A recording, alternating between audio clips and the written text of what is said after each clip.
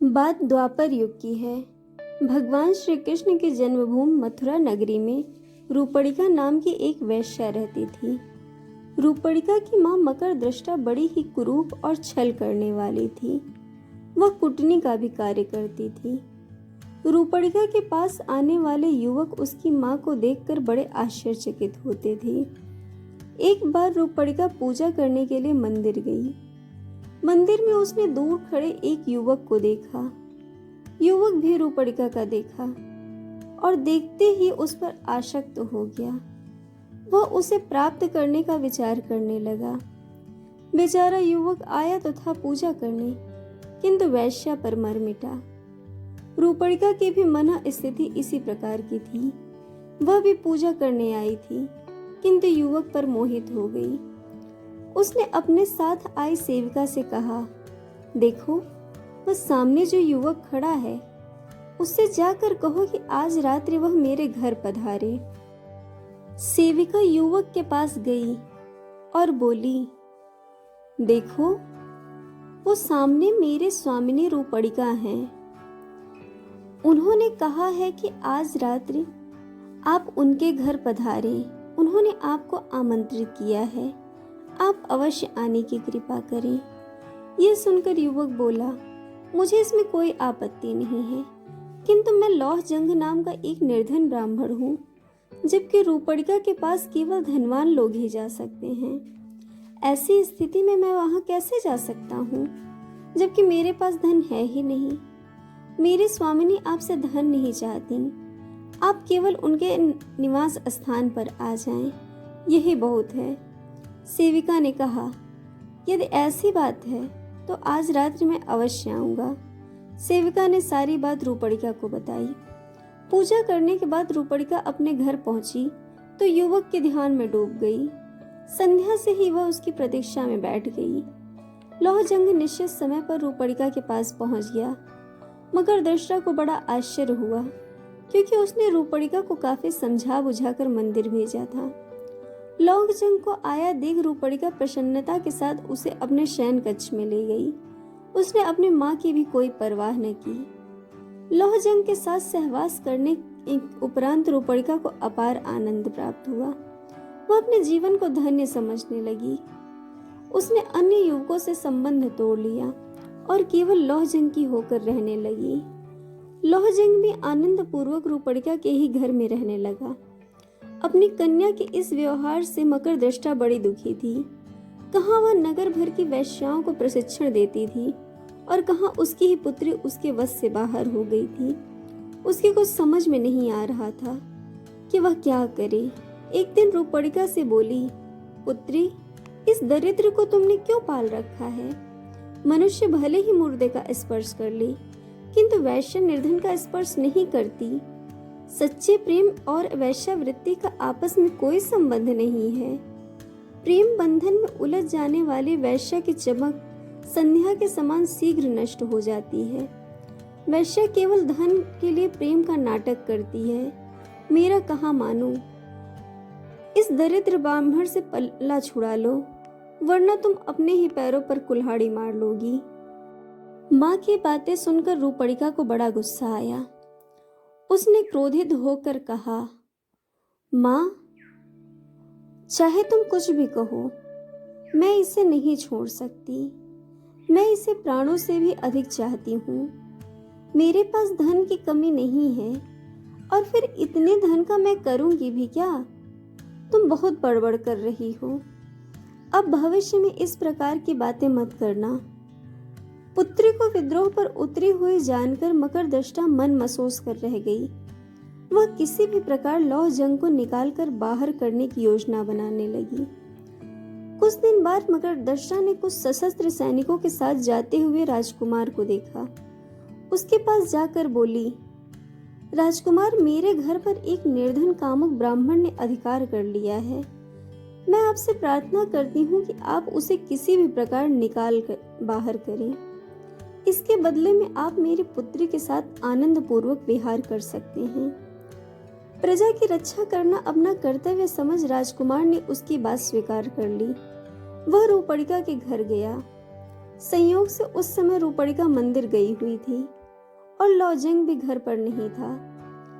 कुछ समय बाद जब वह लौटा तो राजकुमार के सैनिक उसे पीटने लगे। वह वहां से भागने लगा तो सैनिकों ने उसे नाले में गिरा दिया। जान बचाकर वह किसी तरह वहां से भाग खड़ा हुआ। लौटने पर रूपड़िका ने घर की दशा देखी और जब उसे सब कुछ ज्ञात हुआ तो वह बहुत दुखी हुई। फिर राजकुमार को भी लगा कि उसने जो कुछ किया वह उचित नहीं था। तब उसने रूपड़िका के भोग का विचार छोड़ दिया और वहां से निकल पड़ा। लॉजंग समझ गया कि यह सब मकर दृष्टा की करतूत है। उसे उस पर भारी क्रोध आ रहा था, किंतु वह विवश था, इसलिए वह किसी तीर्थ में जाकर आत्मघात करने का विचार करने लगा। तपती दोपहरी में वह आगे बढ़ रहा था। मकर दृष्टा के व्यवहार से दुखी तो था ही, ऊपर से भयंकर गर्मी में चलना भी कठिन हो गया। तब इधर उधर छाया की खोज करने लगा, जिसका वहां नाम भी न था।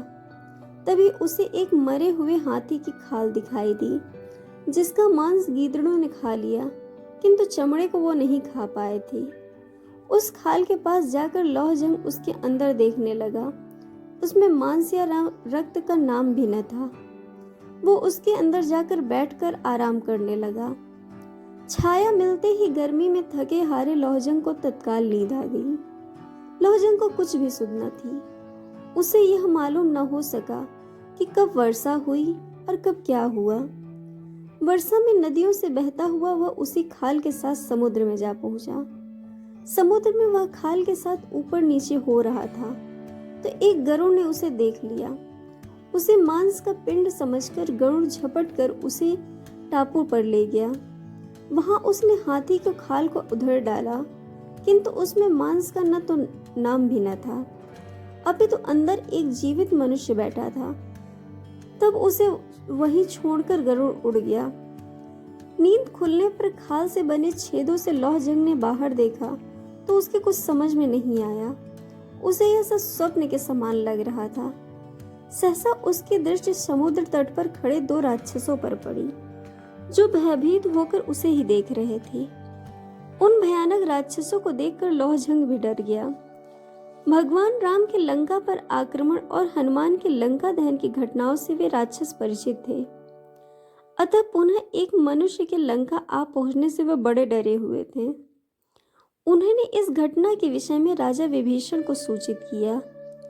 राम की घटना से विभीषण जानता था कि मनुष्य जाति बड़ी प्रभावशाली है। द्वीप में मनुष्य के आगमन के समाचार से वह बड़ा चिंतित हुआ और उसने अपने दूतों को आदेश दिया, जाओ समुद्र तट पर आए हुए उस मानव को आदर सहित यहाँ ले आओ। भयभीत दूतों ने डरते हुए लौहजंग को विभीषण का आदेश सुनाया। लौहजंग ने ध्यान से उसकी बात सुनी और फिर उसके साथ चल पड़ा। लंका की शोभा देखकर लौहजंग को बड़ा आश्चर्य हुआ। सोने की लंका जगमगा रही थी। दूत के साथ लौहजंग विभीषण की सभा में पहुंचा। वहां उसने विभीषण को देखा।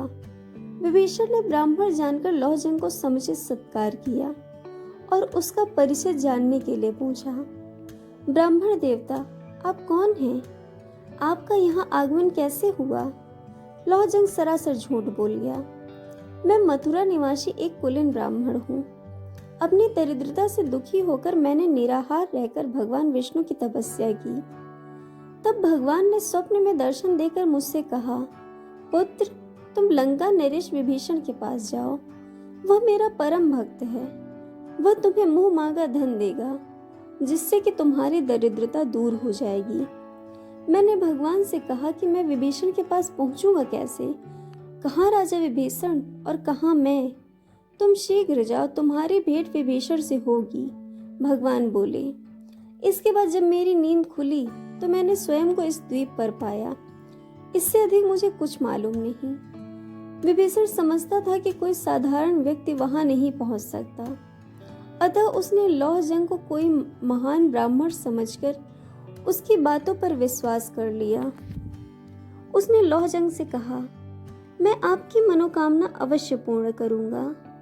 विभीषण ने उसके रहने की सुंदर व्यवस्था कर दी। लौहजंग सुखपूर्वक लंका में रहने लगा। विभीषण ने पहले एक गरुड़ लौहजंग को देते हुए कहा, आप इस पर सवारी करेंगे, अतः इसे आप अपने वश में करें। इसी पर बैठकर आप वापस मथुरा जाएंगे। विभीषण का अतिथि बना हुआ लौहजंग गरुड़ पर बैठने और उसे उड़ाने का अभ्यास करने लगा। एक बार लौहजंग ने विभीषण से पूछा, महाराज, लंका की यह भूमि काष्ठ की बनी हुई क्यों दिखाई देती है?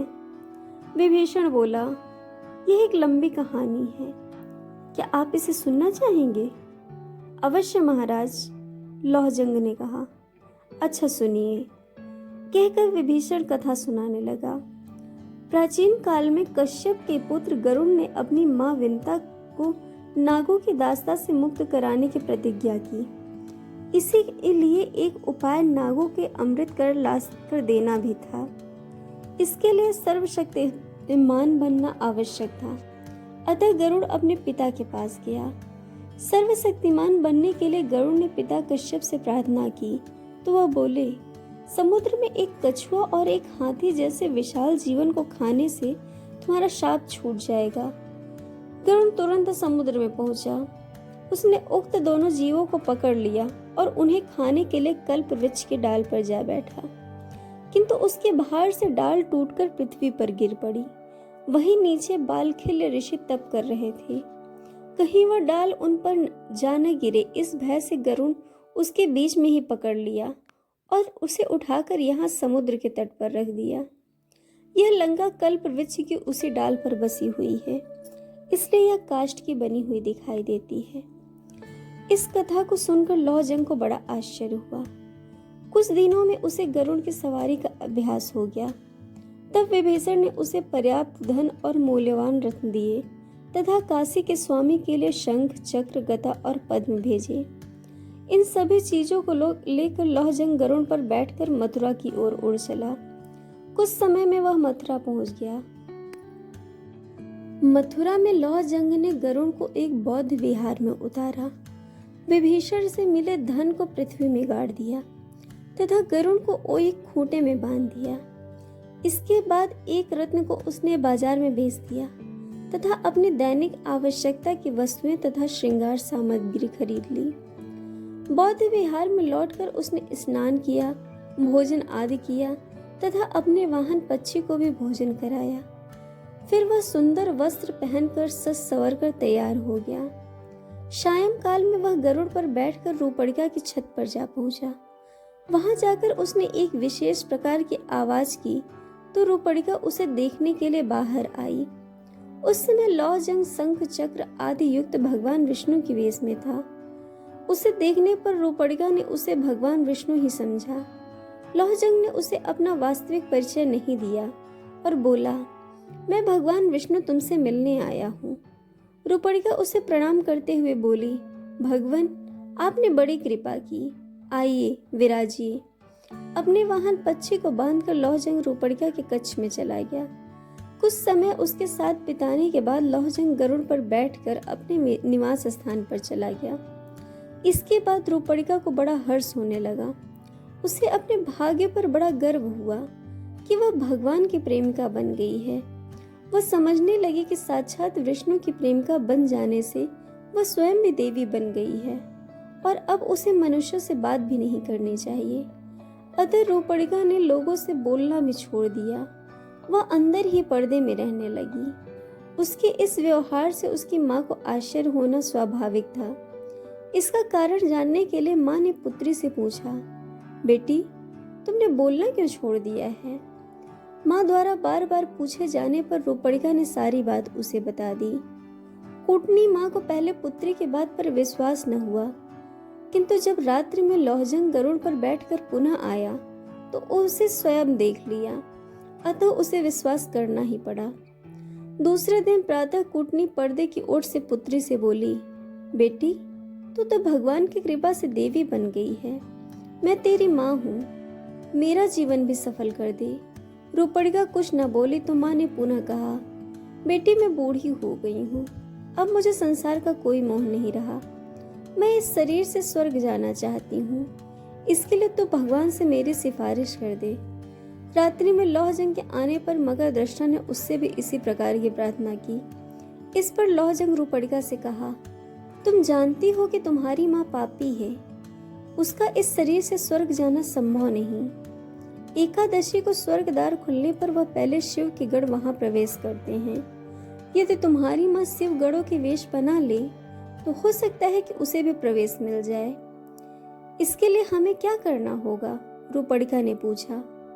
उसका सिर 5 जगह से मुड़वा कर 5 चोटियां रखनी होगी, गले में हड्डियों की माला पहनानी होगी तथा आधे शरीर में काजल और आधे शरीर में सिंदूर पोतना होगा, तभी उसे शिव गणों में मिलाया जा सकेगा।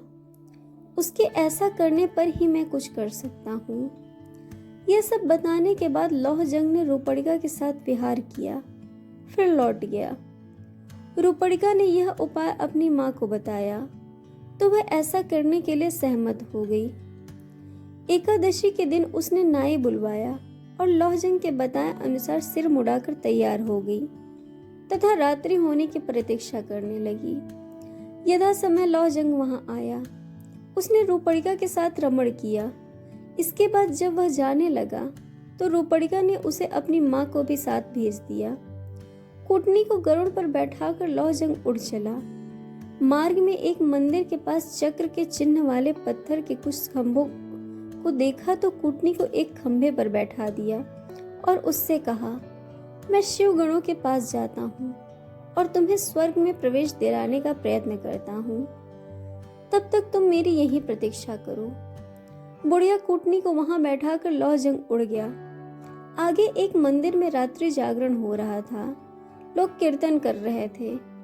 लौहजंग आकाश से ही बोला, भक्तों, आज तुम पर महाविनाशक महामारी गिरने की संभावना है। उससे बचने का केवल एक ही उपाय है कि सब मिलकर भगवान का भजन करो। आकाशवाणी सुनकर भक्त जोर जोर से कीर्तन करने लगे।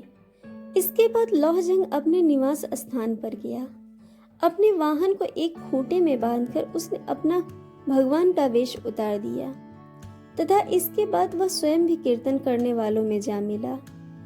खंबे पर बैठी हुई कूटनी थक गई थी। वह मन ही मन विचार करने लगी कि आखिर भगवान क्यों नहीं आए। थकने से वह कभी भी नीचे गिर सकती थी, अतः वह चिल्लाने लगी, अरे अरे, मैं गिर रही हूँ, मुझे बचाओ। कीर्तन करते लोगों ने उसका चिल्लाना सुना तो उसे महाविनाशक महामारी समझा, अतः वो बोले, नहीं नहीं, कृपा करके तुम मत गिरो। महामारी न गिर पड़े इस भय से मथुरा के लोग सारी रात भयभीत बने रहे। प्रातःकाल राजा और प्रजा सभी ने उस खंबे पर कुटनी को बैठना पाया तो उन्हें बड़ा आश्चर्य हुआ। उसे पहचान कर लोग अपनी हंसी न रोक पाए। इस सूचना के मिलने पर रूपड़िका भी वहां आई। अपनी माँ को इस स्थिति में देखकर वह आश्चर्य में डूब गई। किसी प्रकार कुटनी को खंबे से नीचे उतारा गया। पूछने पर उसने अपने साथ बीती सारी घटना लोगों को कह सुनाई। लोगों ने इसे शुद्ध पुरुष द्वारा किया गया एक मजाक समझा। सभी कहने लगे, इस कुटनी ने कई युवकों को ठगा है। चलो, आज कोई इसे ठगने वाला भी मिल गया। निश्चय ही वह कोई पहुंचा हुआ व्यक्ति होगा। इस घटना से राजा का भी अच्छा मनोविनोद हुआ, अतः उसने घोषणा कर दी कि इस कुटनी को दंड देने वाला हमारे सामने आ जाए, उसे सम्मानित किया जाएगा। घोषणा होने पर लौहजंग राजा के सामने आ गया। उसने विभीषण द्वारा दिए गए शंख चक्र आदि उपहार भी राजा को सौंप दिए। इसके बाद लौहजंग का सम्मान किया गया और उसकी शोभा यात्रा निकाली गई। चारों ओर उसकी चर्चा होने लगी। राजा ने रूपड़िका को वैश्यावृत्ति से मुक्त कर दिया। लौहजंग ने कुटनी से अपने अपमान का बदला ले लिया और फिर वह सुखी एवं समृद्ध जीवन बताने लगा। दोस्तों, आपको कहानी कैसी लगी यह हमें कमेंट करके जरूर बताइएगा और चैनल को सब्सक्राइब, वीडियो को लाइक और शेयर करना बिल्कुल मत भूलिएगा। वीडियो देखने के लिए आप सबका बहुत बहुत धन्यवाद। जल्द मिलेंगे एक और नई कहानी के साथ।